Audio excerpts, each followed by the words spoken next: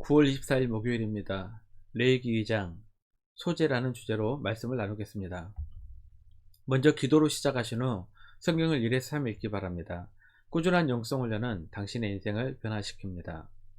말씀 다 읽으셨습니까? 첫 번째, 소재는 화제와 전제로 드린다. 레위기의 5가지 제사를 떠올려 보시길 바랍니다. 번제, 소제, 화목제, 속죄제, 속건제입니다. 오늘은 두 번째 소제에 대해 말씀을 나누겠습니다. 번제는 가죽을 제외한 전체를 불에 태워 드려야 하기 때문에 화제의 방식으로 드립니다. 그런데 소제는 주로 불에 태워서 드리는 화제로 드리지만 포도주나 독주를 부어서 드리는 전제로도 드립니다. 레위기 23장 13절입니다. 그 소제로는 기름 섞은 고운 가루 10분의 2의 발을 여호와께 드려 화제로 삼아 향기로운 냄새가 되게 하고 전제로는 포도주 4분의 1힐을 쓸 것이며 5대 제사에 대해서 말씀을 나누는 동안 확실한 기억을 위해서 계속해서 반복하겠습니다. 화제는 불에 태워드리는 방식이고 요제는 흔들어 드리는 방식이며 거제는 제물의 뒷다리를 들어서 드리는 방식이고 전제는 포도주나 독주를 부어서 드리는 방식입니다. 두 번째, 소제란 소제의 히브리어의 의미는 선물 또는 곡물로 보다 높은 사람의 호의를 사기 위해 드리는 예물이었습니다. 창세기 32장 20절입니다. 또 너희는 말하기를 주의 종 야곱이 우리 뒤에 있다 하라 하니 이는 야곱이 말하기를 내가 내 앞에 보내는 예물로 형의 감정을 푼 후에 대면하면 형이 혹시 나를 받아주리라 함이었더라. 소제는 야곱이 형 에서에게 은혜를 베풀어 달라고 보냈던 예물과 히브리어로 같은 단어입니다. 후일 하나님께서 베풀어 주신 은혜에 감사하기 위하여 자발적으로 드리는 예물을 뜻하게 되었습니다. 1절입니다. 누구든지 소재의 예물을 여호와께 드리려거든 고운 가루로 예물을 삼아 그 위에 기름을 붓고 또 그 위에 유향을 놓아. 소제는 다른 4가지 제사와는 달리 피 없는 곡물로 드리는 제사입니다. 보통은 번제나 화목제 등과 같이 피 흘리는 제사들과 더불어 함께 드리는 경우가 많았습니다. 하지만 소제 독자적으로 드려지는 경우도 있었습니다. 레위기 2장은 소제만 독자적으로 드리는 것을 소개하고 있습니다. 성경에 나오는 첫 번째 소제는 가인의 제사에서 찾아볼 수 있습니다. 창세기 4장 3절입니다. 세월이 지난 후에 가인은 땅의 소산으로 제물을 삼아 여호와께 드렸고 제사의 방식이 레위기에서처럼 정해지기 전이어서 아마도 불에 태워서 드리는 화제의 방식으로 소제를 드렸을 것입니다. 피가 없는 제사라서 받지 않으셨다고 해석하는 사람도 있지만 피 없는 제사, 즉 소제도 하나님께서 받으시는 제사이기 때문에 맞지 않는 말입니다.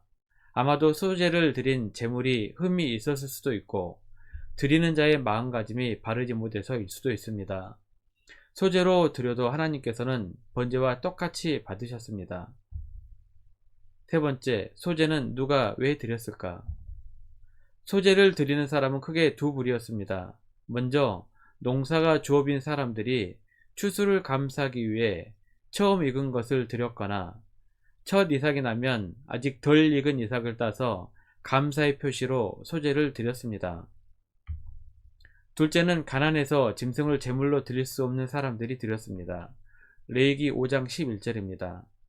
만일 그의 손이 산비둘기 2마리나 집비둘기 2마리에도 미치지 못하면 그의 범죄로 말미암아 고운 가루 10분의 1 에바를 예물로 가져다가 속죄 제물로 드리되 이는 속죄제인즉 그 위에 기름을 붓지 말며 유향을 놓지 말고.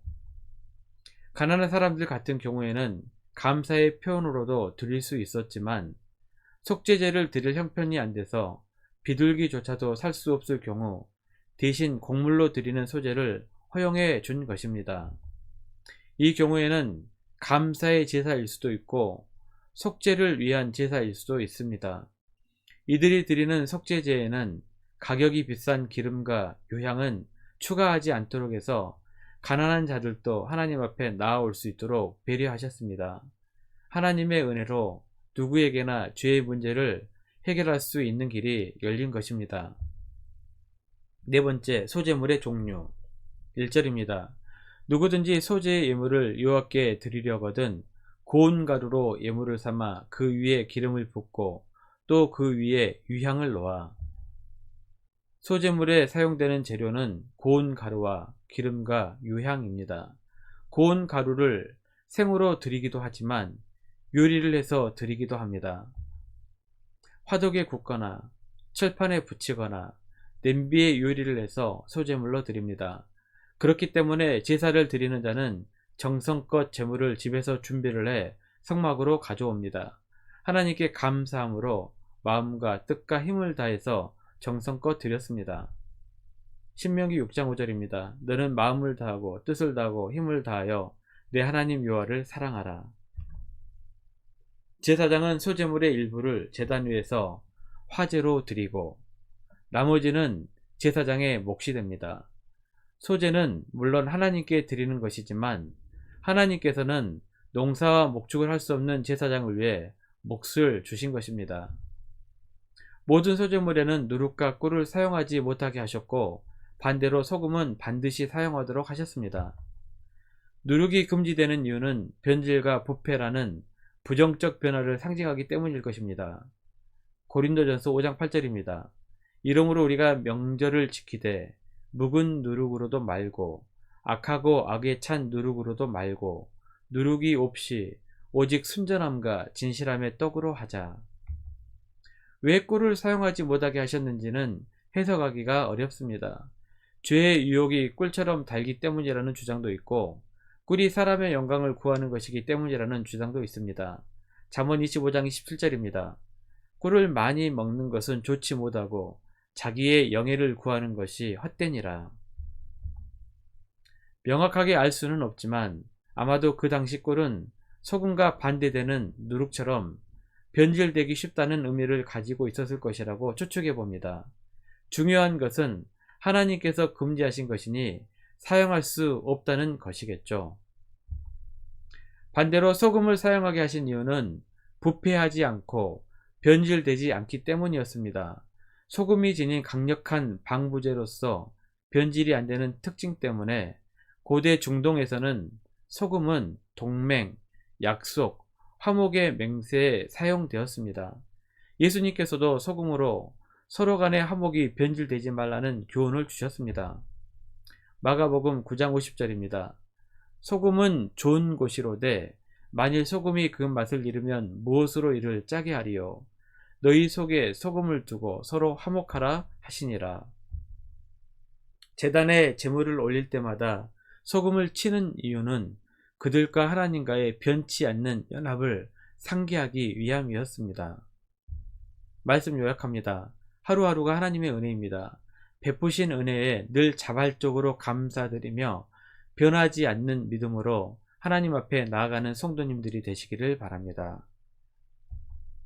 1년 성경 일독 주간 계획입니다. 오늘은 목요일 호세아 13장부터 요엘 3장까지 말씀을 천천히 묵상하시길 바랍니다. 9월 중보기도 제목입니다. 5가지 기도의 제목을 넣고 하나님과 충분한 교제 시간을 가지십시오. 가정에서 기도하시기 힘드신 분들은 주중 기도의 시간을 이용하시면 됩니다. 새벽 6시부터 밤 10시까지입니다.